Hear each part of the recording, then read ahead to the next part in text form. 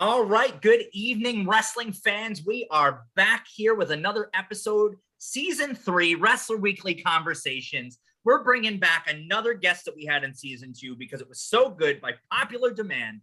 One of our favorite episodes, former PWI writer, managing editor. He did a little bit of everything. Remember those ratings pages that we like to highlight here on Wrestler Weekly? Bob Smith, our guest tonight, is responsible for a lot of those. So Bob, welcome back to the show. Super pumped to have you here and talk a little wrestling.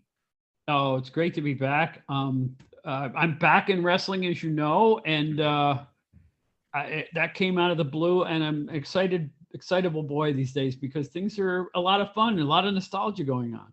It's it's good things. So you guys saw in a previous episode, we had Bob's partner in crime here, John Arezzi, and talking about the Pro Wrestling Spotlight podcast. And it's like 30 years to the date that you guys are going back. And Bob and I were talking before you went on, and we were talking about when you have these wrestling conversations with folks, because again, right, we like to highlight here all the wrestling that meant something to you, the things that you grew up on that made good memories and things. And Bob had mentioned, like, when it just all comes back, the years seem to melt away. And it's just so right. Like, it just takes me back. Like I said, even when you were talking about the magazines and the years that you served, and your experience through different places, throughout wrestling, it's really cool. It takes me right back, and it just makes me feel so good. Well, wrestling that period, for me, it was the mid 70s into about, I don't know, 3 weeks ago or so. Yeah. Or at least it feels that way. We all have our favorites. We all had the first show we always watched on TV. We all had the first card we ever attended in our minds, the first wrestler we met, the first autograph you got. It meant a lot to a lot of people, even if you're not like what they call a hardcore fan now. Yeah. It was fun. And sometimes I think people forget all this is supposed to be fun. It's not all 5-star ratings for a match. It's not all, the things that the younger fans tend to think about now. And I'm not putting them down for it. They're being educated that way. No, absolutely. But, we like the wrestling to be serious with just a touch of whimsy in our day. And, absolutely. And it had that. It was kitschy. It could be corny. It could be silly.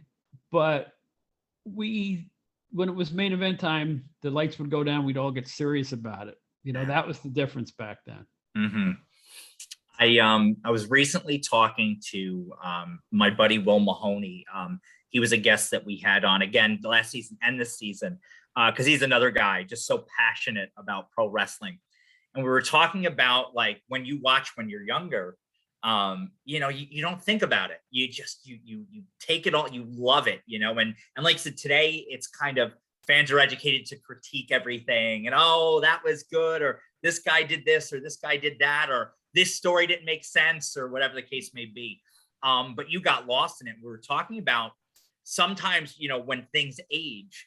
And one of the things we discussed was Starrcade 1986, the Night of the Skywalkers. Oh, yeah. And how, even as I look back at that match, you didn't watch a match like that to see holds, to see catch Ken style. You wanted to see the Road Warriors, who were at their peak at that point. Bobby Eaton and Dennis Condrey were dead men, because of what they had done to the Road Warriors. And you look back at that match, and it's not pretty, but man, it is effective. And that match still makes me feel when I watch the tape back of that match. You look back and stuff like that still makes you feel. Yes. And we lost Bobby. God bless Bobby. Yeah. That's all I want to say. And you know what? You know what else was a great experience to watch, which is the last two guys I would ever say this about, the Hogan Andre match at WrestleMania 3. It's tremendous. At the moment, the heat, that was real heat. They built it beautifully, and everybody, including people who weren't wrestling fans, wanted to see that match. Absolutely. And you take a look, right? And again, I think that was kind of the innocence of before the information age, right? Hogan and Andre had wrestled before. Oh, tons. they had built it as this is like a first time thing. And yes, the roles were different, but people really believed, you know, and if you remembered, it was, no, that was a different Hogan. It wasn't what, you know what I mean? It was built up as, it was one of the first times that you went, Hogan might not get out of this. You know what I mean? Yeah. Andre might beat him, you know? And it just was incredible. And yeah, again, I've seen people go, oh, that match is terrible. It's blah, blah. But you still feel when you watch that match, I still get elated when Andre almost gets the 3 count at the beginning, you know, because you're like, oh my gosh, you know. And here's the thing. I was visiting my parents and they had wrestling on, or I put wrestling on because they didn't watch it. And they're seeing an interview with Andre the Giant and Hogan. And I remember my mother looks at the screen and goes, how's that blonde guy supposed to beat him? Yeah. Okay. Yeah. I think a lot of the appeal of that match was simply that they were 2 gigantic guys, but Andre was so huge. Was so big. And the fact that this was getting mainstream publicity at the time. Yeah. People wanted to see if the blonde guy could beat the big guy. Yeah. It's that simple. And I think a lot of times it only needs to be that simple. Yeah. You know, like, tell me about it. I mean, and I respect, like, I look at guys today and I respect the hell out of their athleticism. And what, I mean, some of the things they can do, you're like, wow. My pastor, who knows I've been a wrestling fan from the womb, he goes, did you see that AEW? He's like, these guys are flipping and they're doing these things, but it caught his attention. But even with today's athleticism and style, if you tell a good story, I'm going to be into that. You know what I mean? But again, I think it goes back to, like you said, the simple story, make it make sense. And I think that's what made the appeal of a guy like Daniel Bryan in 2014. You felt that. You felt like this guy is getting pushed down. You know what I mean? And boom, like he's the guy we all want. And then of course, you know, it explodes there at the Superdome. But that to me is like the closest I felt like that, you know, to when I was younger. In like the modern age, that was, you know, that brought my wife and kids got into wrestling at that point because of that story, you know? But yeah, Bob, what are some of the stories that like you've looked at over the years that you're like, again, we talk Hogan and Andre, we talk the Road Warriors and the Midnight Express, but what are some of the stories that really stood out to you that made you go, this was it? Oh, Bruno Zbyszko. Oh yeah.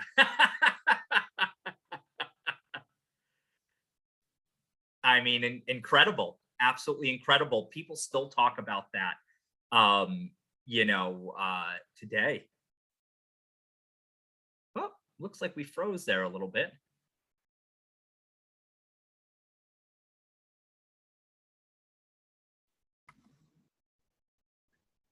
So Bob, the stories that made you feel something, what can you recollect as a story that really made you want to sink your teeth into what was going on the screen there?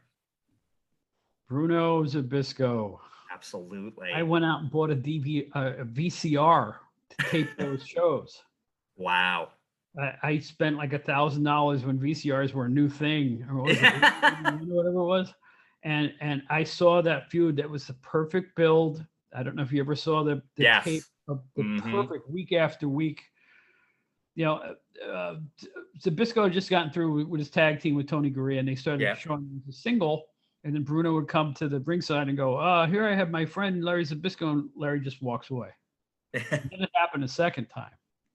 So then Vince gets them together and he goes, I just want to have a match with Bruno to prove that I'm, you know, not his protege anymore, that I'm equal, you know.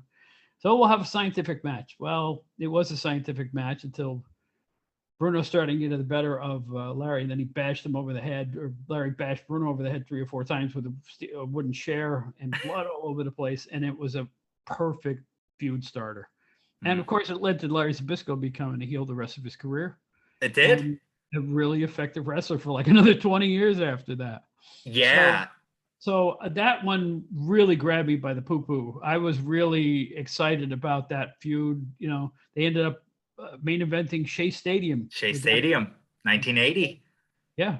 So that was, and that's long before I started. I think that was about 3 years before I started with PWI, or three to Wow. 5 years before I started with PWI. But even then, it's like I got to see this match, and I knew I Yeah. couldn't go home when the TV match was on, so I got the Yeah.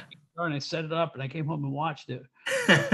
Geez, I didn't even have a color TV at that point. I didn't. I had black and white TV. Wow. But that's the first time I ever said to myself, I gotta get home to see this. It's amazing. The other thing, I think right now we have an everyman superstar developing. Yeah. You watch AEW. Yes. I think Eddie Kingston is going to be a very big yes. And he cut his teeth in what would have been the territories. He wrestled more indie matches than I've had hot crackers.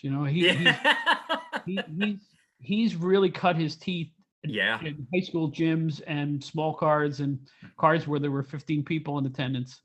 And now he is on the verge of, you can just feel it. You can see it. There's something going on with Kingston.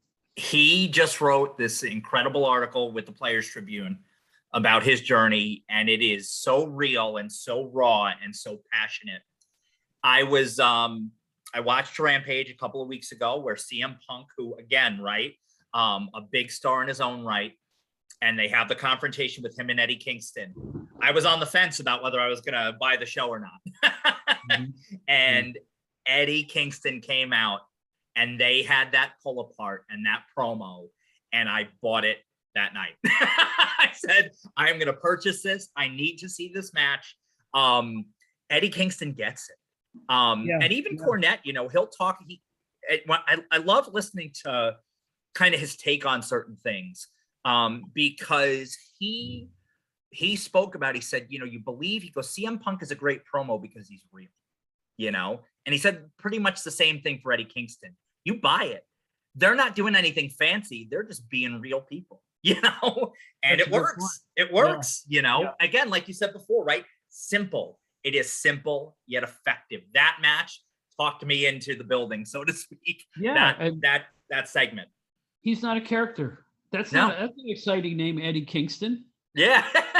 It's a name, and it's just a name. It's like being a contender and your name's Bob Smith, whatever. Think that. So it's like it's gratifying to see this type of thing happening right now, particularly at a time when AEW brought in all these superstars and all these big signings. Yeah. But here comes Eddie Kingston through the back door. Yeah. So it's kind of refreshing, isn't it? Absolutely. And it's really cool to be able to see, like I said, that throwback to that kind of thing. Another guy that, I think they've done a good job with is Adam Page. Adam Page is kind of this flawed hero, everyman kind of guy. He has doubts. He has all these things, but I buy Adam Page. You know what I mean? I feel like it when I watch Adam Page, I feel like this guy's genuine. And I want him to overcome all these things. It's just, and again, I know they had the hokey segment with the Marshmallow Man and all that, but I don't know. There's just something about him too that sticks out to me that I'm like, oh, I want to see this guy and I want to see him do good things, and that's what wrestling's about, right? Being able to buy into that person, being able to buy into, because it's never the company you necessarily buy into, what I mean? Where again, today we're a lot of times, you should never hitch your wagon to one federation. It never works.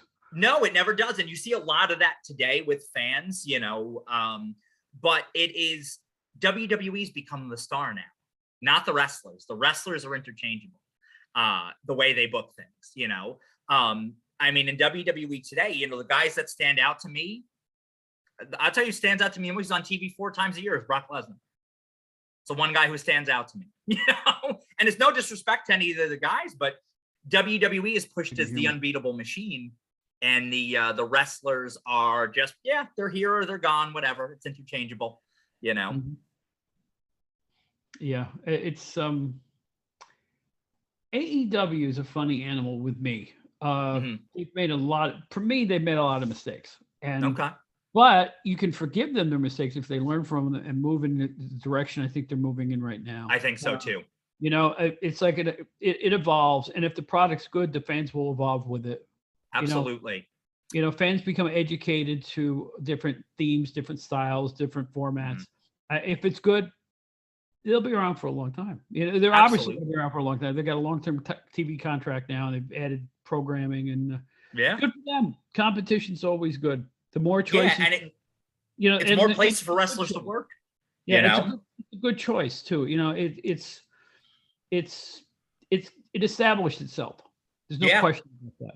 They've come a long way in a short period of time. Mhm. And I enjoy AEW thoroughly. And again, there's things in WWE I enjoy, but you know, for me, AEW is consistently better at this point.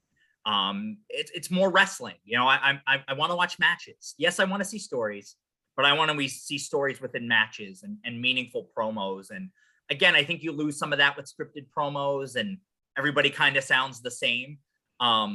So again, you know, you look at promos and talk about somebody who made you feel in a promo. Still today, I go back and watch. Talk about Dusty Rhodes. Dusty Rhodes, every promo had a different flavor to it. You know, what he said. I mentioned this again to somebody else. I said, you know, when an underrated Dusty promo, because everybody knows Hard Times, and that's a great promo. I mean, one of the best ever. But when the Road Warriors try to take out his eye, and he comes back and does the eye for an eye promo, I watched that for the first time as like an 8-9-year-old kid, and I was like, oh dear God. Like, you know, I was so moved by what he said and how he said it, you know. Of course it got him fired, but you know, yes, it did. a little bit of a problem at the end there, but yeah. But it was a great promo. But you know, you made a great point before about the believability factor with wrestling. You know what's the closest thing to old school wrestling in the WWE right now? The women's division. Yes. I find that their storylines, with the exception of Alexa Bliss, but let's not go there. Yeah. And it's a shame because she's really talented. Yeah, you know what I mean? Yeah, but overall, though, I think that their motivations is, you know, for those angles are better. They're more true to traditional wrestling, I think, the women's division than the men's division is. Yeah. And it works. I still think that's one of the best things in wrestling is that division. I really do. There's so much talent there, it's crazy. Oh, it's incredible. I mean, look at Becky Lynch's run from a couple of years ago. Now she's changed it up a little bit. Becky Lynch to me is like a must-see. Becky, or look at Bianca Belair in just the short time she's been on. I mean, that WrestleMania match, her and Sasha Banks, absolutely deserved to be in the spot that it was. And I look at Bianca, her athleticism, her story, everything she's been through and conquered in her life, and I buy her. You know what I mean? Like, I look at her and I believe her. You know, like you said, that believability, and they do a great job with their women's division. They do, and 9/10 of them are really good in the ring. They really are. Yeah, it's some of the best wrestling you'll find anywhere today. Well, that's why they feel confident now main eventing them once in a while and having them at the final match on the shows of Raw or SmackDown, because they're good. They're very good. I mean, it starts with Charlotte Flair and works its way down. I mean, works its way down. Yeah. I mean, talk about a match that has more buzz going into it for Survivor Series than Charlotte Flair and Becky Lynch. Right. You know what I mean? Whether it be, you know, the potential real life issues, but when you take that, you work that into an angle, you know, there's some good stuff that can really happen there, you know, sometimes bad stuff, but for the most part, that can turn into a real juicy angle. Yep.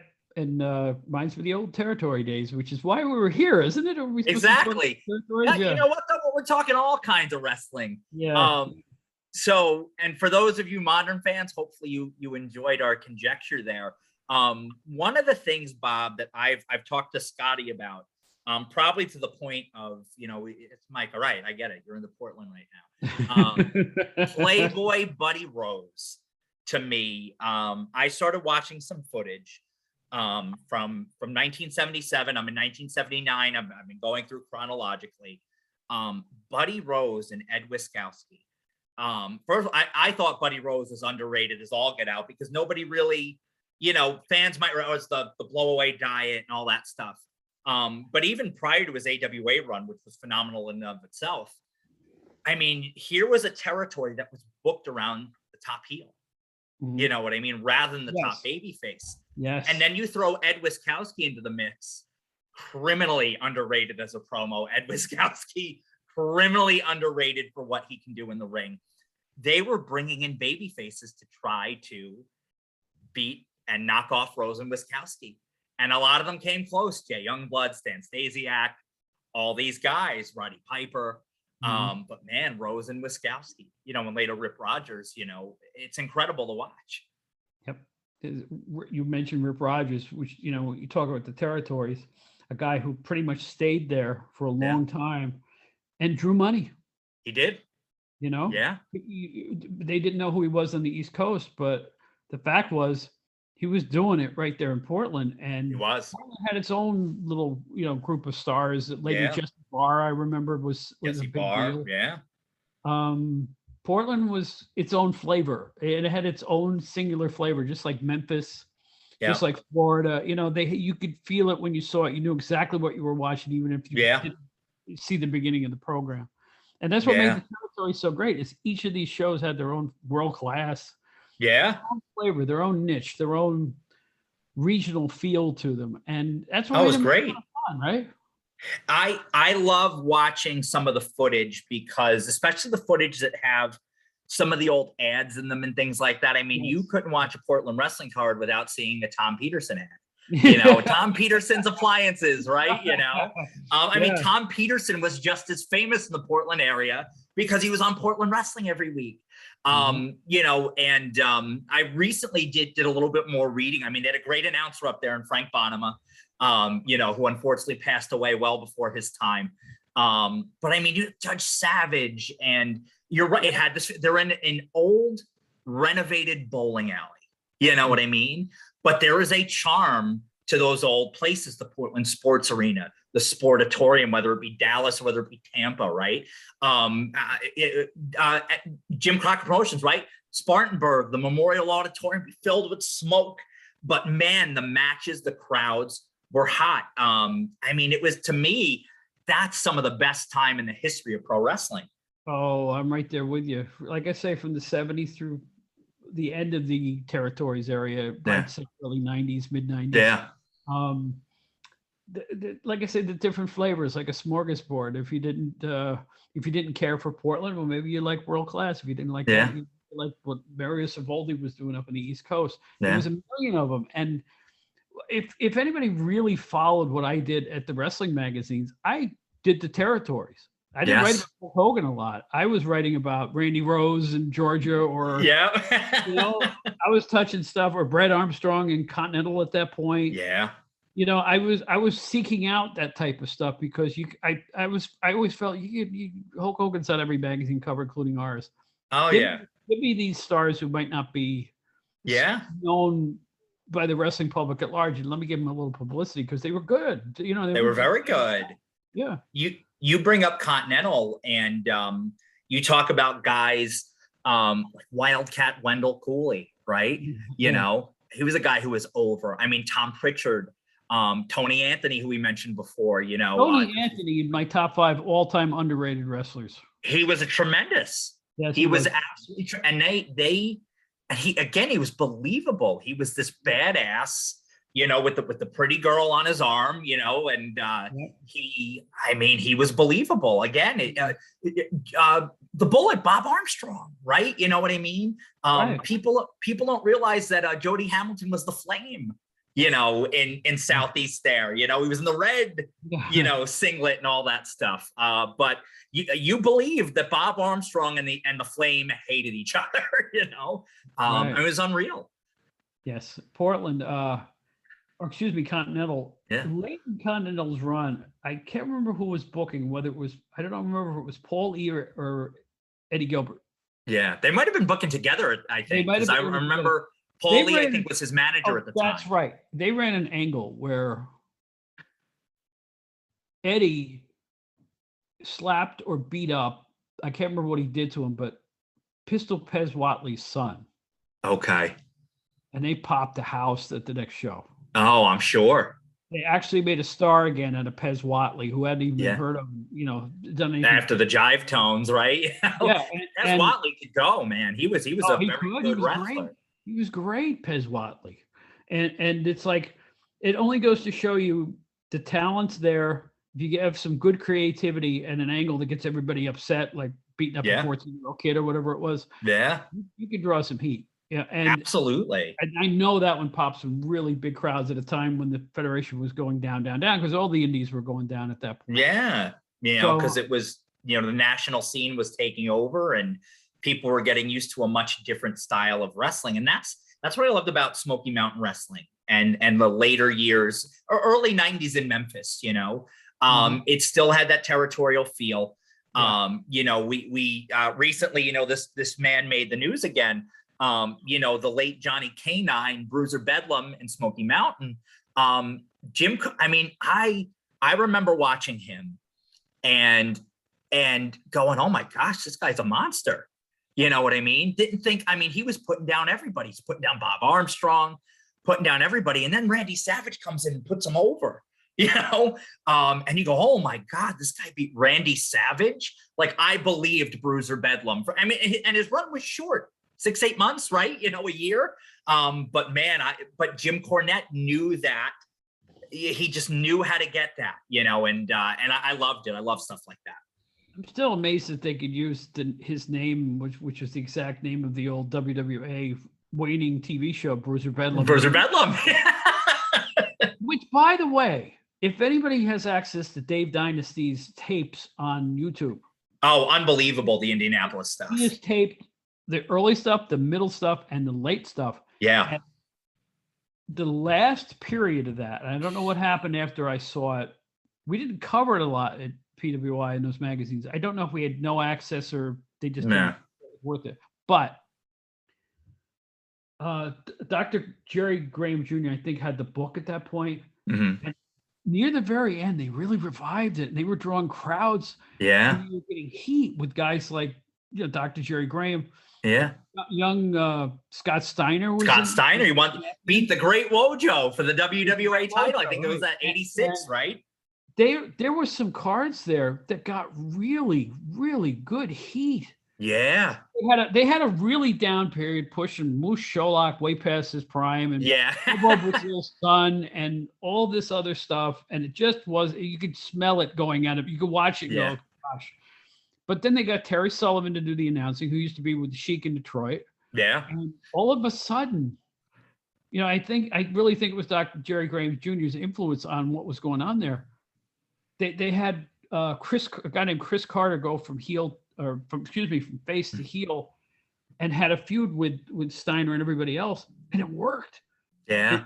It was really getting some tremendous heat. I recommend those shows to anybody who wants to see what you can do with a good book. And some talent. And absolutely. And you talk about too, Indianapolis, that was a hot territory at one time. Huge. That was one through the old Wrestling Gold VHSs. I got introduced to Indianapolis that way.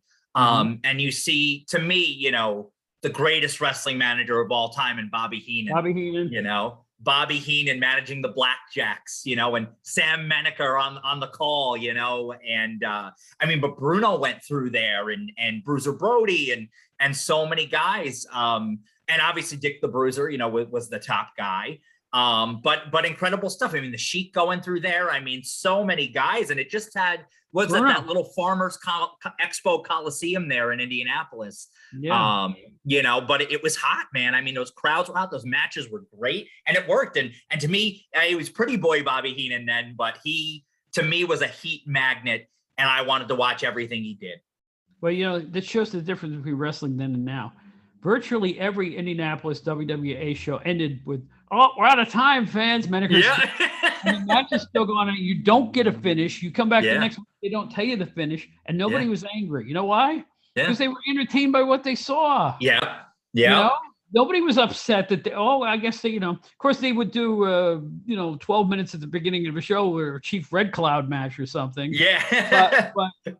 But at the end of the show, we're out of time. We'll pick it up next week. They never picked it up the following. Yeah. But that's what. I need to buy a ticket. I need to go to the arena. You know what I mean? Oh my God, those same guys are wrestling on Thursday. I'll go see what happens then. Yeah. And that's when he would get it. Yeah. It was a strategy, yeah, but it worked for that federation. They were great. That was great, that stuff. Oh, great wrestling. Including the swinging theme song that was the big band rave up they used to have. That was cool. Yeah.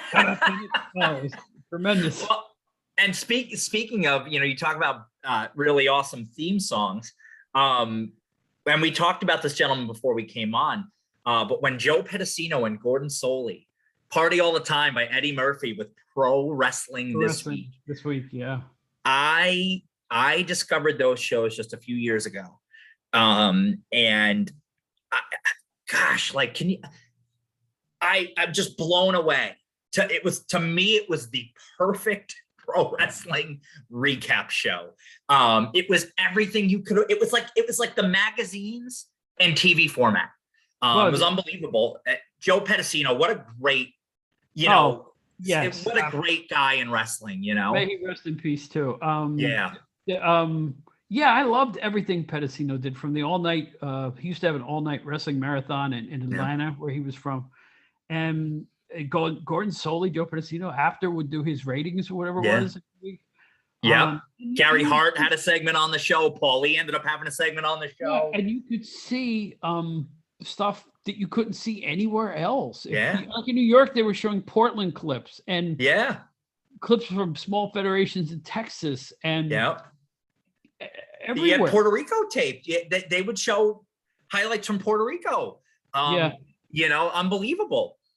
That was, I wouldn't call it a failed experiment, because I think the show was on for 2 years, if I'm not mistaken.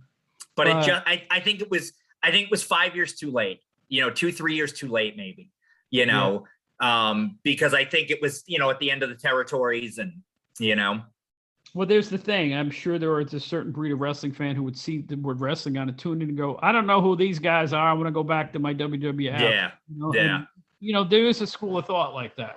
Oh, absolutely. Yeah, it's different. And, but I mean, for me, like I said, I wanted the magazines. And again, we talk again about the ratings, and you're reading about guys, and you're reading about like, who is this, who's this new guy in Texas? You know what I mean? He's beating everybody. I remember I got introduced to Sid Vicious through the magazines when he wrestled Kerry Von Erich at the Sportatorium.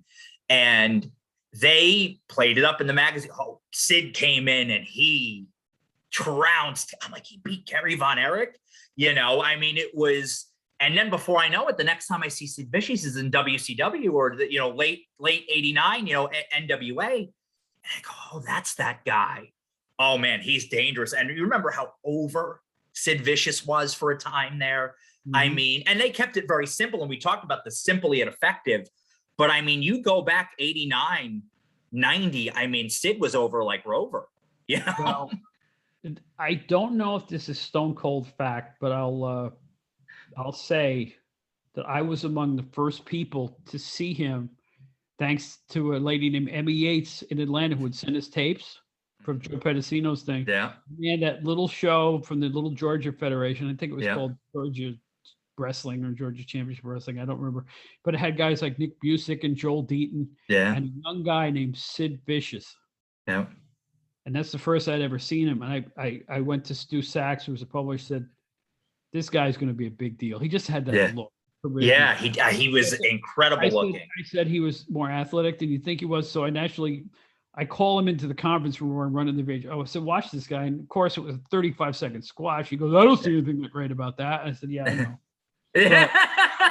but give him some time. And sure enough, I mean, so I made sure that we did an introducing, and I think in the Wrestler magazine on him. Yeah. Followed it up big. Him and Rob Van Dam. Yeah. I'd seen Rob Van Dam wrestle in Memphis against Nightmare Danny Davis as the first match on a card. It was the best opener I thought I'd ever seen in my life at that point. Yeah. This kid's got some. So it's like, I used to, one of the best parts about working is that I could go to my publisher or go to Apt and go, we got to do something on these guys. Like I felt like I was helping break guys in. I think I had the Hardys, if I'm not mistaken.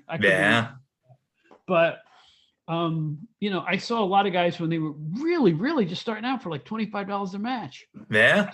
Sabu in Memphis at that same time. They had both trained with the Sheik. Yeah. Yes. And they were getting those crappy payoffs in Memphis like any other wrestler and losing, but I knew that Sabu also was another guy. There's no way he could fail. He was great.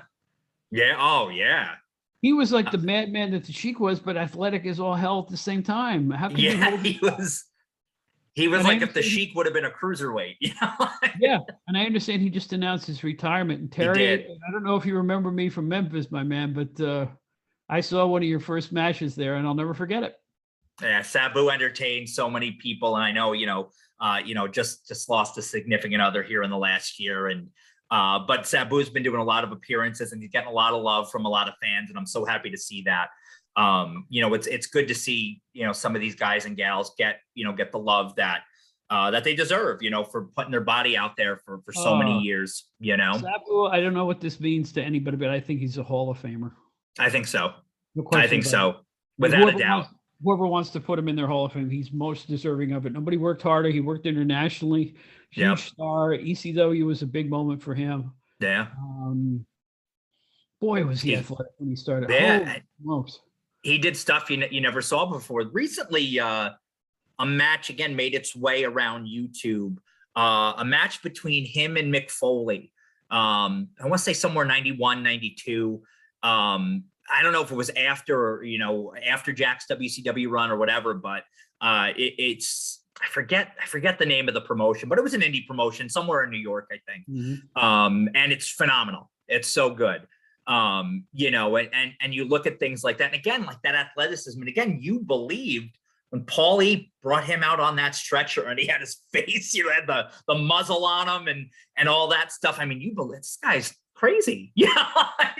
And then he proved it in a ring. The East Coast Indies never get talked about because they're never around long enough to talk about them, to be honest. There's been a million of them kind of come and go, and promoters who were there, then they're gone. I saw some matches that were promoted by Sonny Beach. We just talked about this on the Pro Wrestling Spotlight podcast. His matches in high school gymnasiums against Cactus Jack were some of the most exciting matches I have seen to this day. They did a spot where they would climb up to the top of the bleachers full of people, beat the crap out of each other, and then Cactus would take a bump and fall the entire length of the bleachers down to the floor. And people had never seen anything. We're talking 1990, 1989. Yeah, nobody'd seen anything like that. 91. And in that day, there was, the word hardcore wasn't really used at that point. No, but that's what it was. Those guys were the fathers of all this stuff. And Sonny Beach is another guy who doesn't get talked about as a really creative mind and a good wrestler. Yeah, I saw Sonny Beach wrestle a few times on Staten Island. There you go. The old Holy Child Church, or our old Jewish Community Center, the old JCC in Staten Island, for those of you who went to shows back at those venues. But I remember seeing guys. I remember, Tony Atlas with the Boston Bad Boy, Tony Rumble. Oh, Tony Rumble. I love Tony Rumble. I mean, to me, he was such a character. Absolutely. I got the privilege of interviewing both of them on an old IWCCW show, and they both just ripped me a new a-hole. And Well, and he had a successful indie promotion in New England. Towards the end of his life, Tony, again, another guy gone way too soon. But to me, he was tremendous. Another guy who was like a really good teacher, and just like a great promo, and a guy who understood pro wrestling. And again, it was heartbreaking to me. He passed so young. I'll take a right turn on you here. Speaking about where you used to see wrestling in Staten Island, I'm from upstate New York originally, near the Albany area. Yep. And I saw the first couple years of wrestling of my life at a small little arena called the Washington Avenue Armory in Albany. Okay. The building is still there. And I see Ted Bailey's was the promoter in Albany, a guy named Ted Bailey. Okay. And it was WWF at that point. And you'd have a decent main event, like Chief Jay Strongbow versus Baron von Raschke.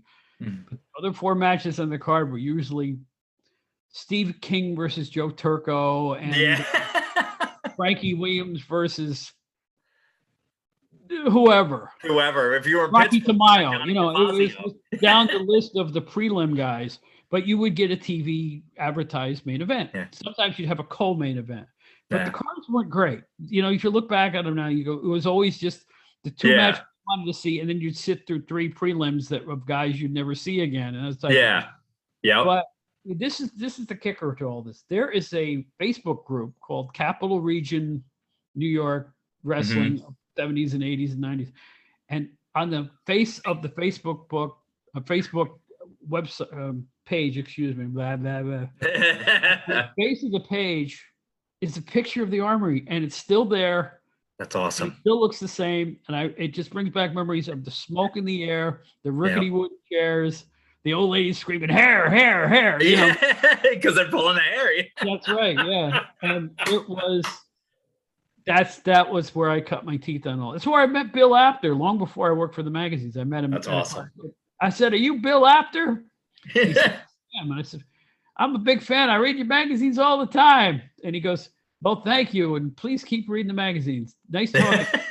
That was the extent of the conversation. But I turned to my friend. I said, "Look, I met Bill Apter." He goes, "Who's Bill Apter?" So it was but I can remember my first show was at Tottenville High School in Staten Island. My uncles all went there, so I was very familiar with Tottenville High School. But the first wrestler I ever met was that night was SD Jones. And he was sitting on the bleachers, in some of the prelim matches, and he was just the sweetest, nicest man, and little 7-year-old me was super excited. And he sat with me for about 10, 15 minutes and just talked, and a kid had asked him, he said, "You wrestled in Madison Square Garden." And this was before I knew about the Bundy squash, but he said, "What was your favorite match in Madison Square Garden?" He said, I got to wrestle Killer Kowalski in Madison Square Garden. And I won't forget that. And he was just, again, so gracious, so kind. And I had the action figure, the LJN doll. Oh yeah, sure. Special Delivery Jones. And, but I remember he took a header in a battle royal that night, right onto the gym floor. I mean, took a nasty spill. And I remember going up to him after he's walking, I got this big, egg on it. "Are you okay?" And he's like, "Oh no." He's like, "I'm good," but he was just a sweetheart of a guy. First wrestler I ever met. And thank God he was the first, because it was a great experience. You jogged my memory. I know the first wrestler I ever met. It was, again, I'm from upstate New York. Hudson High School had one of those charity cards where it was for the boys club or whatever. And I think the main event of that show, I believe, was Stan Stasiak versus SD Jones. I mean, there you go. It was in the Garden. But the first wrestler I ever talked to at age 17 was Pinkie Larsen. Pinkie Larsen was the guy who set the ring up. But once in a while, when somebody didn't show, they would throw him on a card. He was also known as Bimbo Larsen for a while. I don't know why. And I said, "Hey, you're Pinkie Larsen. I read that you beat up Frank Williams in Portland or one of the Kaiser magazines." He went, "Yeah, I beat the hell out of him, kid." And I'm like, "No. How long have you been wrestling?" He says, "I used to wrestle under a mask. It changed as a man." When he went right into the spiel. Yeah. Man, when you wrestle under a mask, you have no identity. Blah, blah. Just went on and on about, this was possibly the worst wrestler I ever could have had my first wrestling with. But you know what? He was cordial. He went right into character. Yeah. And I'll never forget it. I was just standing in my coat talking to Pinkie Larsen. If there's any other fans out there who remember Pinkie Larsen, please contact me. I just wonder if I'm. He set the rings up. I know that's what he did. He was like one of the road crew. So that's the first wrestler I ever conversed with. Oh, that's so cool. Yeah, it's so funny. Sometimes they say, "Oh, don't meet your heroes," and I've had people that I've met, and that's been totally true. And then I've had people that I've met that have been totally kind and gracious and wonderful. Yes. Yeah. And just, and you take the good with the bad. It's the same thing with you got to remember, people are people. I got one for you. Okay. I'm working for WCW magazine.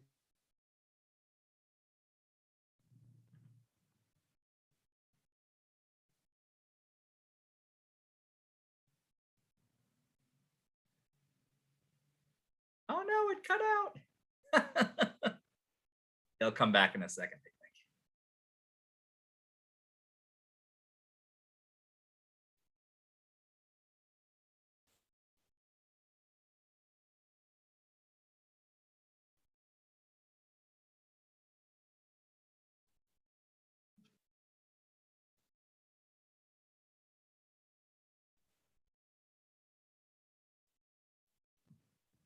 Oh, there we go. We're back, I think, Bob. Yeah, cut out there again. Oh, you're on mute.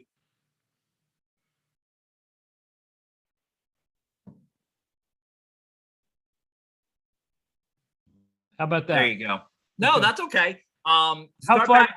You were working for WCW magazine. I was working for WCW magazine. Colin Bowman. I was the executive editor, whatever that meant.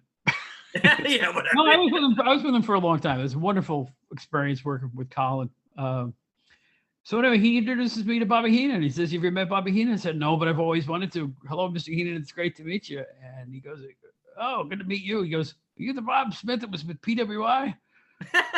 And I said, "Yeah." He goes, "Well, you sucked then too." So I was like, "Wow, this is great. This is great." It's one of the best moments I ever had, dude. I'm telling you. There was and we presented him with the manager of the year or the personality, some magazine award from WCW magazine. He goes, "This is great. I'll put it in a jar next to the toilet paper." Just he had a line for everything. Oh man. So Bobby Heenan, me and my best friend Dave, who I'll give a shout out to here. He's been my best friend for 25 plus years, and we started young quoting Bobby Heenan. I mean, he had a line for everything. One of his best nights, most sharp nights, is if you go back, it's during the Survivor Series 1993. It's the Hart brothers against Shawn Michaels and the Three Knights. And he is just having a blast at the behest of the Hart family. And it is just solid comedy throughout the whole match. Like I wasn't even paying attention to the match after that. I just wanted to hear Heenan. But Bobby Heenan, it's so funny that you made that turn there, because this was a story I wanted to tell you. So I read a story. It must have been on Twitter. Woman sees Bobby Heenan in a hotel, and I guess they're in town for Nitro or something like that. And she says, my sons, they're big fans. She had two little boys. And she's like, could you sign something? He says, you know what? He goes, I have stuff up in my room. He's like, I got to head out right now. He's like, but what's your room number? And he meets the two little boys. He said, I'll leave something for you before I check out. And I said, oh, okay. So they get back to the room that night after the show. And there's an envelope in there with a signed picture of Bobby Heenan. Wow. And it says a signed picture to them. And it said something along the lines of, "Dear Wade and Mike, remember, it was your brother's fault." Signed Bobby Heenan. Oh, wow. And again, to me, it just shows again when you see that your heroes are good guys, that they were worth looking up to. Bobby Heenan's Hall of Fame speech is, it's gold. And it was touching, and it was funny, and it was real. And if you don't love Bobby Heenan, I don't know that I can call you a wrestling fan. Yeah, tell me about it. But Bobby Heenan was a guy, I hated him as a kid. He managed all the guys I hated. Yeah, sure. But he would make you laugh in spite of yourself. Mm-hmm. Damn, that SOB was funny. And then you grew to appreciate it. Yeah, and I'll tell you what, the thing people forget about Bobby Heenan, and everybody forgets this, a tremendous light heavyweight wrestler. Absolutely he was great.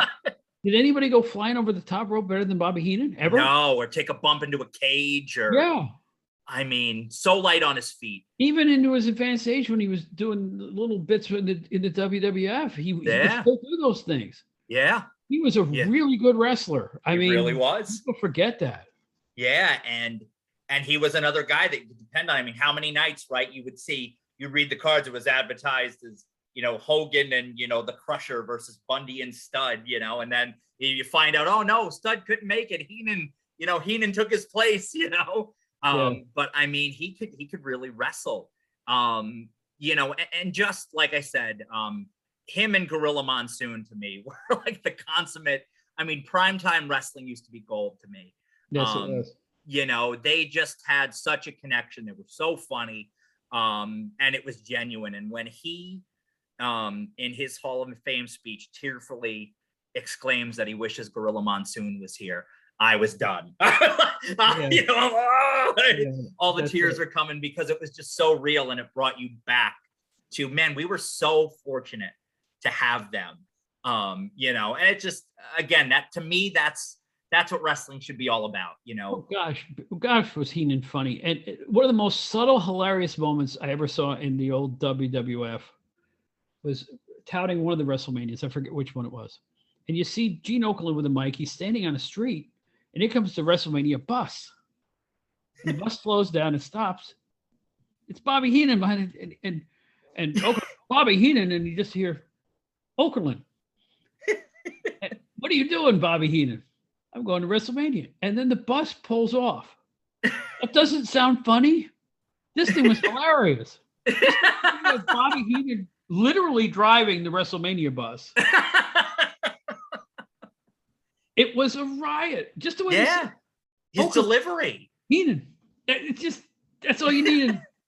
It was wonderful. God, he was great. He really doesn't matter where he worked or what period it was. He was great. Oh, and getting over with Nick Bockwinkel, Ray Stevens and stuff like that. Please. Incredible. Incredible. He could make you feel that range of emotions. And man, did you, like I said, he did. I mean, he would get involved, and then, man, boy, would Bobby eat it. You know what I mean? I tell you how many times Hogan would have him up in the air and throw him down, or, you know, we would do the weasel suit matches with Greg Gagne, and, you know, I mean, it was just great. And people love to chant weasel at him and all those things. And he just sold it beautifully. And it just made you want to do it even more. To me, again, just the best era of professional wrestling. I got a question for you, since we're talking about the territories. Who do you consider the biggest single territorial star of all time? I know I have a choice. Let's see what you think about that. Biggest the one who drew the most money, the one who kept the promotion alive. I have a choice. Why don't I start? Jerry the King Lawler. Oh, absolutely. You know? Absolutely. People know him as the announcer on WWE, but let me tell you something. He was Memphis Wrestling for like 4 decades. Yeah. You know? It just... Oh, it's 100%. I mean, and how people, Lawler, he was like the Southern champion literally like 130 times. But people look at that, he was, you know, he always, but no, you know how many guys he put over, you know what I mean? Yeah. And you know what? It didn't matter if Lawler was going to beat him a couple of months later. For those 2 months, man, that guy was hot, and he created a star who can then go off to another territory. And you know what I mean? I mean, so many guys. But yeah, I mean, Lawler, you're right. He is Memphis Wrestling. Yes. And you know, that's a great answer. That's the answer. I don't think there's ever been a single wrestler who was more so the face of a franchise. Yeah. In the territories than him. And you know, here's the deal. It's not sour grapes. The other wrestlers should never look at it that way, because he drew money. Oh, absolutely. He injured at an injury angle. When he came back, they'd have a full Mid-South Coliseum. Yeah. I mean, he's the guy that saw the potential in Eddie Gilbert and said, this guy's a main eventer. Yeah. Whereas other promotions have kind of looked at him, he's too short or whatever. Yeah. No, Eddie Gilbert should have been a booker with the major federation. Absolutely. Been heel his whole career. And it's tragic that he's no longer with us. That's for sure. Yeah. But, you know, Memphis, I mean, brilliant. Bill Dundee, and, you know, just the whole coterie of stars that kind of went there and stayed there. Yeah. There was no stronger territory than Memphis. And their TV ratings proved that. No, Memphis was great. And a good friend of Wrestler Weekly is the Universal Heartthrob, Austin Idol. I mean, again, another huge territorial star. I mean, Austin Idol oozed charisma out of his pores, you know, and again, could talk you into a building, you know, and I'm happy to see him, you know, with his Universal Wrestling College and getting his just due, you know, managing in the NWA and, you know, but Austin, to me, I mean, I remember he feuded with Tommy Rich in 1980. I don't know if you remember the angle. So Harley Race puts out a bounty on Tommy Rich, and Austin Idol is the guy who collects it. I remember Mr. Wrestling 2 gets involved and cuts it. Johnny Walker was an incredible promo, by the way. Heated, fiery, passionate. Like when he was pissed, I mean, it was great. So he gets involved, and somewhere along the line, I think Austin Idol wins the Georgia title, and he comes out and he goes, "I am the hero, and Tommy Rich is the zero," and I was hooked. I was like, I love this guy. Yeah. And you just talk about all these independent stars. Exotic 80 Street. Yeah. Oh my gosh. Huge in the territories, I don't mean to call him in these territories. Yeah, but yeah. Wherever he went, he could be a heel or a face. In fact, he was really good as a face. Very good. He was very good as a Continental. Yeah. Right. Near the end of his, real main eventing career. Yeah. With Miss Linda. Really, I think there was where she got smacked or something. Yeah. And he did this serious, tearful interviews like, I never would have gotten in this business if I knew something like this could happen. And I'm going to get revenge on whoever, I don't remember who smacked her. But it was really realistic and really good. Tremendous. Adrian Street.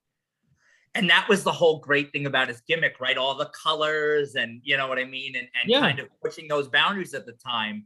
But holy crap, Adrian Street is the last guy I'd ever want to meet in a dark alley. Right. And that was the beauty of that character. Here's this guy who, and then he would go over, I remember beating the hell out of guys like Dusty Rhodes and Randy Savage and he was legit. I mean, a legit tough, and again, a trainer of wrestlers and and I'm glad to see WWE did a documentary on him about a year or two ago, I think. Right. And it was really great to see him because him and Miss Linda still together. You know what I mean? And Adrian looks about 20, 30 years younger than he actually is. Mm-hmm. But just a great character, a great wrestler. And again, guys that made you feel something, every week they were on television. My mind is now running through the territories. I'm thinking of guys who kind of stayed in the territories. We were talking about Georgia. I remember going back to the magazines. I actually thought Nick Busick had the makings of a really big star in Georgia. I thought he could. Of course, I like Nick Busick. Of course, they turned him into Big Billy Busick. Big Billy with the bowler hat. And it didn't work at all. And and it's a shame because he had a great look. He was strong as an ox. He was legitimately strong. He's one of the strongest people I've ever seen with my own eyes. I'm telling you right now, he was a strong guy. So I thought he had the potential to do something. We talked about Tony Anthony. Yeah. Oh my gosh. Yeah. I mean, you look back at some of his work. Even like I said, I mean, him and Len Denton as the Dirty White Boys or the Grapplers were great. Len Denton was another great territory star. Yep. That to me doesn't get his just due. But Tony Anthony, I mean, some of his stuff in Smoky Mountain with Tracy Smothers was off the chain. Tracy Smothers was another guy who could go, man. And again, so many of these great guys, no longer with us. But I mean, I look at that stuff. I was going to bring up somebody and I forget. Bill Dundee, is another guy. Bill Dundee, please. I mean, it's like he could fill a mill. Lawler Dundee. Yeah. Oh my gosh. Set up some extra chairs at the Mid-South Coliseum. Yeah. I mean, by the hot dog stand or the chicken on a stick. Yeah. And by the way, they really did serve chicken on a stick. That's the truth. That's awesome. Yes, they really did. I love. I mean, they had a couple of great Loser Leave Town matches, but the one from June '83 is one of my all-time favorite matches. Lawler Dundee could be partners, and then all of a sudden you believed it. You know what I mean? And then all of a sudden they're at each other's throats. Mm-hmm. And that match to me, incredible. I mean, the amount of heat, I mean, it was palpable. It's an underrated feud from, I guess, 90, 91, maybe 89. I'm not as good at my memory as I used to be. But I remember the feud. The late period Moondogs versus Jarrett and Lawler. Yeah. Was incredible. Absolutely. Those Moondogs would show up on Channel 5 in the Saturday morning and beat the living tar out of jobbers like you've never seen before. Oh. Big crash chairs and furniture over these guys. Yeah. And then they'd have the guys show up the camera. They show the back where he's getting hit and they're all bleeding and got bruises. Yeah. But legit. I mean, they were beating up. So here I comes remember, Jericho. We can't let this stand. And they had some brawls that were close to the, what is it, the concession stand classic. Yeah, the Two Below concession stand brawl. Right. They had some I mean, matches that were pretty doggone close to that. oh yeah, and you even go back just a few years before that, you know, with Rex and Spot, feuding with the Fabulous Ones. How great of a team were, you know, with Stan Lane and Steve, and they would have these brawls. I mean, tables in the ring and hit each other with belts and bones and all these things, and it was just wild. You know what I mean? Oh, you're bringing up all the great names, man. You know, now I'm thinking Wendell Cooley. Now I'm thinking, I'm thinking all these people that were big regional stars that never really got their chances. Yeah. In, you know, the big three federations, I guess. Yeah. You know, but it's incredible to look back at these names, and I hate this that we're out of time. We're gonna have to do a part 2 with Bob Smith, because I feel like we could talk territories for hours. But I hope you guys really enjoyed this. Again, it's a pleasure to be able to do this with you. And hopefully you're enjoying the conversations, and that's really what these are. They're not really interviews; they're more conversations about wrestling, and hopefully it inspires you to watch the wrestling of your choice and enjoy what you enjoy, and put down, you know, the star ratings and all that, and just get into a good story. So we can't thank Bob enough. We look forward to bringing you some more great episodes this season. We got some great guests lined up. I don't want to let the cat out of the bag yet, but we will have some really good ones. And I hope you guys really enjoy what we're doing. Thank you again. Remember, hit us up at Wrestler Weekly, Facebook, Twitter, and Instagram. And as the great Bill Apter used to say, we will see you at the matches. Who's that?